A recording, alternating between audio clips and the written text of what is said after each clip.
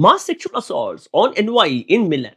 British tourists among victims as outrage mount. A British couple was among several tourists caught up in a horrific series of sexual assaults in Milan on New Year's Eve as the city witnessed chaos reminiscent of the infamous Cologne attacks. The couple, along with six young Belgian students, was allegedly targeted by a mob of men while celebrating at Piazza del Duomo outside the iconic Milan Cathedral.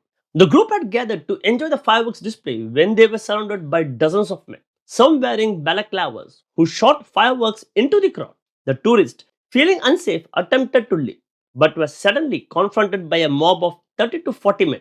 The attackers reportedly shouted abusive slogans such as Vaffanculo Italia and Polizia di Merda.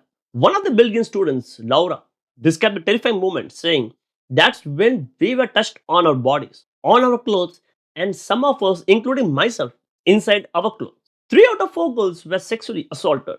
She explained that one friend had a breast grow and another her buttock, while she herself had her pants touched inappropriately. The British couple, who had joined the Belgian students earlier that day, witnessed the attacks and immediately went to the police to file a complaint.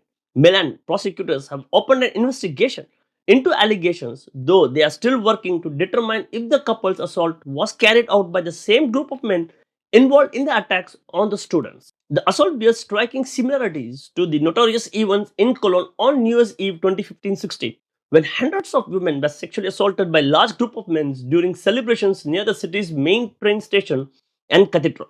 The Cologne attacks, primarily carried out by men of North African and Arab descent, sparked widespread outrage when local police initially downplayed the severity of the incidents. Back in Milan, the victims' claims have been described as credible and detailed by investigators. Although Laura said when they initially reported the incident to the police, they were told it could be useless before being sent away. Despite this, Lara has continued to speak out, determined to prevent similar attacks from happening again. The investigation into the Milan assaults is ongoing. The authorities are working to identify the perpetrators, who have been described as being of North African descent. The case has sparked outrage among the public, with many calling for increased security and protection for women in public spaces. Thanks.